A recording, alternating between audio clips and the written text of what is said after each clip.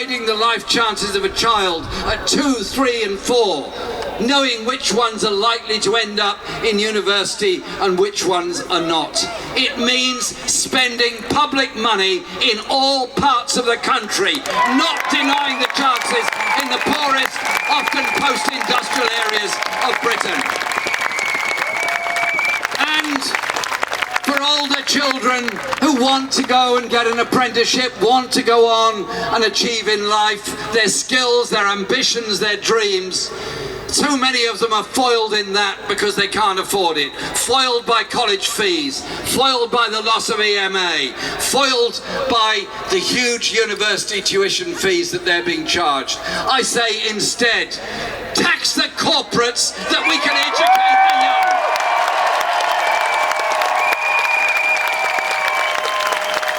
Because the effect is already so very obvious. Fewer and fewer young working class students applying to go to university, more and more dropping out. Universities once again returning to the elitism they were many, many decades ago, before there was a degree of enlightenment in attitudes. And so I simply say this: why can't we do what so many other societies do? Invest in our young people, invest in our future, invest in their hopes, not saddle them with debt at the end of it. But life isn't just about education, it's also about how you run an economy. An economy that is deregulated, that has so many people working on 0 hours contracts, on insecure jobs, on bogus self-employment, with no rights at work for the first months or if not years, with charges for having the temerity to take their case to an employment tribunal, is simply not a fair or just society. And I was very proud of the announcement made on May Day by Becky Long-Bailey, our Shadow Business Secretary, of a workers' rights charter that we would bring in at the first opportunity. Rights to decent pay, rights to representation, rights to safety at work. So no more the bonfire of regulations, no more the bonfire of regulations of health and safety and representation.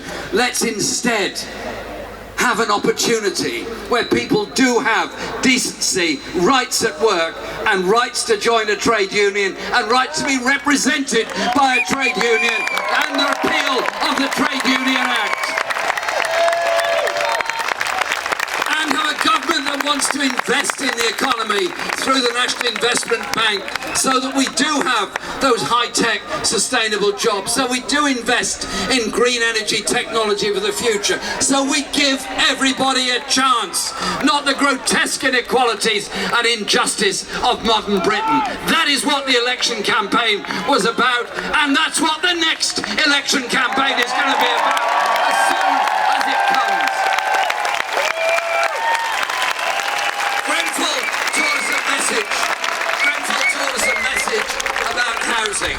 Taught us a message that so many people are frightened of living in tower blocks, frightened of the danger, frightened of the insecurity, and so many sleeping on our streets and trying to survive, and so many growing up, children growing up in overcrowded, damp, overpriced, private rented accommodation. That is the face of modern Britain with the Tories. That is the face of modern Britain with austerity. End austerity and invest in the future. Invest in decent housing and opportunities for everyone else. Because the election campaign was presented as a kind of walk in the park for the Tories. And it all changed. It all changed when people began to realise that the social care crisis is a crisis made by this government. Is 1 million people not getting the social care they need. Many women having to give up their life chances, career opportunities or jobs just to care for a needy relative or somebody that should be getting the social care that should be provided by all all the rest of us. And so The campaign turned. It turned because something different was on offer, and people began to realise that we don't have to go down the road of the neocon economics that we've been taught for the past 40 years, that you allow the rich to become impossibly rich, you allow them to put as much money as they want to in tax havens, and somehow or other, by some magic money tree that's planted on some tax haven somewhere, there's going to be a bit of trickle down that will help the rest of the community. I tell you what, the only magic money tree I know is the one that allows people not to pay the taxes they ought to be paying. And so we fought the election on the kind of society we want to live in, and nothing epitomises that more than the attitude to healthcare, pensions and social care in our society.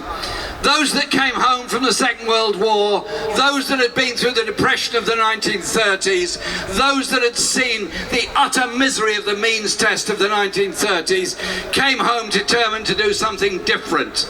And they built the National Health Service, the principle of healthcare free at the point of use. These days, the Tory party dare not say it's against the National Health Service because it's become such an emblematic symbol of everything that's good about our society. But instead, they dice it up, slice it up, cut it up and sell it off to the private sector. I want an NHS that's publicly owned, publicly run, and those in it are publicly employed.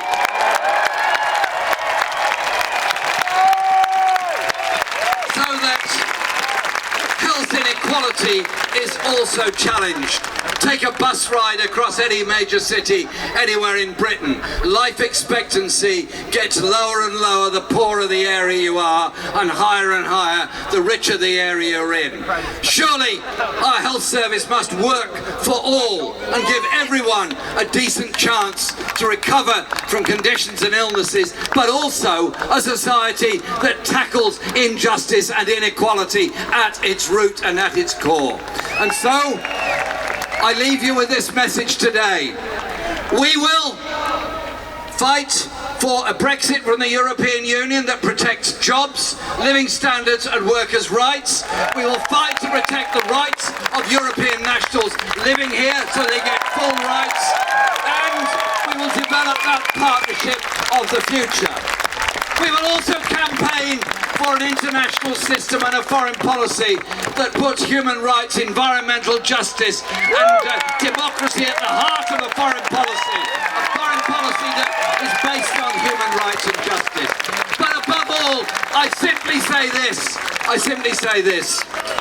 Those that stood before us to gain us the right to vote, to gain women the right to vote, to gain a degree of social justice in society, that walked the walk to support the miners during the great miners' strike of 84, 85, those that stood for justice on so many occasions, eventually are vindicated.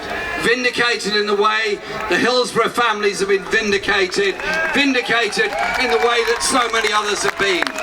And what this election campaign, this anti-austerity movement, this current mood in British politics has done is unleashed the ideas and the imagination, unleashed that day-to-day conversation on every street corner, every cafe and every pub of how differently this country could be run. The Tories are in retreat. Austerity is in retreat. The economic arguments of austerity are in retreat. It's those of social justice, of unity, of people coming together to oppose racism and all those that would divide us, that are the ones that are moving forward. This is the age of imagination. This is the age in which we will achieve that decency and social justice that we all crave. That is what brings us here together today. That's what keeps us here together today, and that will take us forward in the future to build that better society that we want for our children and all those that come after it. Thank you very much.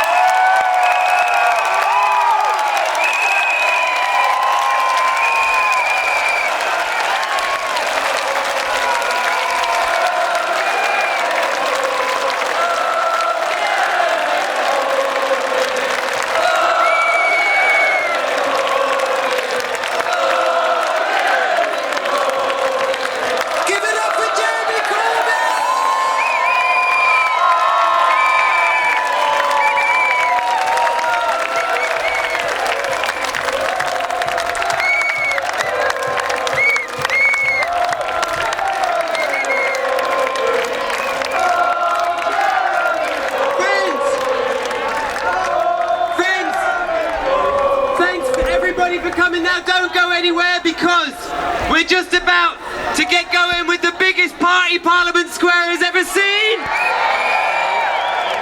But before I introduce the next act, a fantastic performer, please, I'd just like to say a massive thank you to your chairs today, Amelia Womack and Steve Turner. I'd like to say a massive thank you to all of the trade unions who donated to make this happen today. I'd like to say a massive thanks to the volunteers and the stewards that made sure we could get here safely. And I'd like to say a massive thanks to the local groups and to the People's Assembly, the campaigns, all of these things that made sure that we could pull this together in just 3 weeks. Today's just the start. Today is only the start, and we are going to be out the next big thing outside the Tory Party conference in Manchester. Every single day that they're there, we'll be there too. We'll be campaigning, protesting, having gigs, doing all sorts of different things. Make sure you're there. And now, please, I'd like to give it up to your performers that's going to play you out today. Please welcome Sergeant Folks and Shy FX. 1, 2. There are, ladies and gentlemen, gathered here today. There's a lot of emotions that have pulled people out, and I feel like the emotion that's been forgotten, it sounds cheesy, but the emotion is love. It's not just fuel, dismay, it's love. And as much as it's about picking up everyone that's organised and everybody that's arranged, it's also about making some noise for the people standing next to you.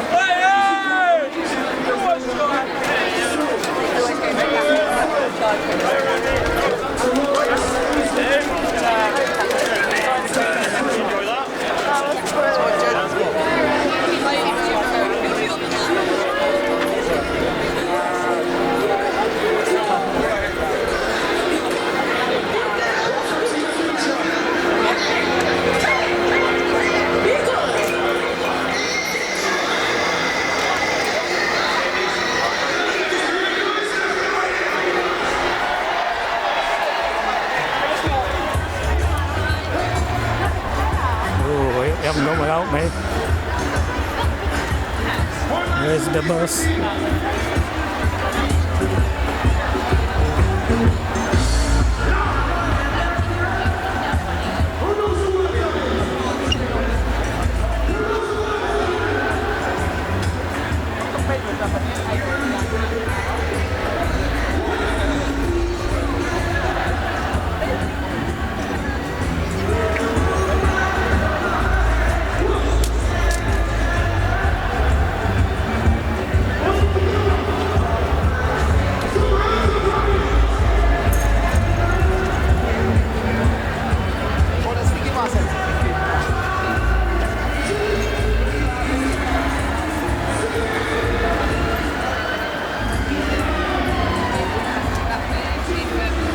Millbank here before 5, so I think I should do it. Hopefully the coach isn't too far away.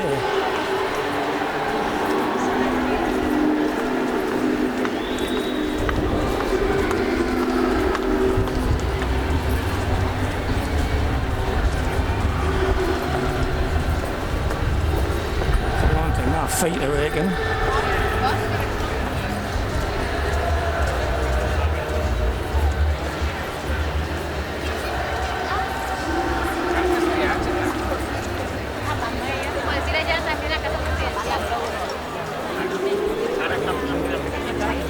La capital.